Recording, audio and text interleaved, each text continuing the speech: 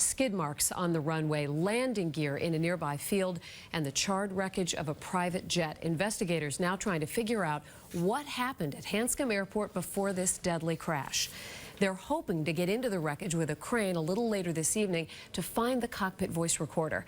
7 people were killed on Saturday night when the private jet skidded off the runway and burst into flames. Among the victims, Louis Katz, a co-owner of the Philadelphia Inquirer and philanthropist, his neighbor and teacher, Ann Brennan Leeds, Marcella Dalsey, the president of the Katz School, and Susan Asbell, a member of the Boys and Girls Club of Camden County. Tonight, we know the names of the flight crew. The pilot was James McDowell, the co-pilot Mike DeVries, and flight attendant Teresa Ann Benhoff. They'd been working together for 10 years. Christina Hager is live in Bedford tonight. Christina?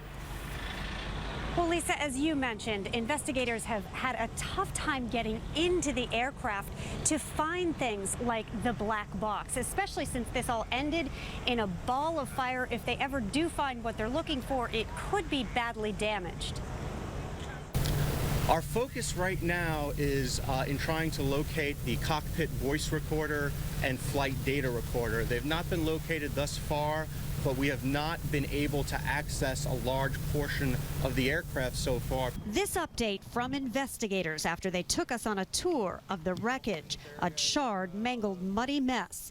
This is what investigators have waded through for days now, starting with the runway where the Gulfstream 4 took off with philanthropist businessman Louis Katz, his 3 friends, and 3 crew members. Skid marks where the plane veered off the runway, tore through the grass, landing in water. We see pieces of the chain link fence it plowed through on the way. All this before the fireball that had neighbors punching 911. It was a big boom. It shook the house. There's a giant column of smoke and flames.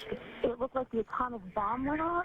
Okay. And it was a mushroom cloud, and fire was going everywhere. What they couldn't see from their homes was the plane about 2,000 feet from the end of runway 11, now closed. We have a crane that is being set up right now, and we hope that process to begin where we could actually have someone in a basket on a crane to be able to dig through the material in the aircraft later this evening and recover the cockpit voice recorder and flight data recorder.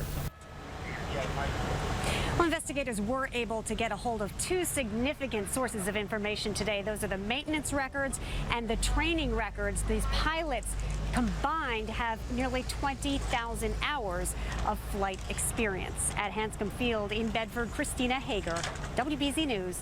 Lisa, back to you. Christina, thank you.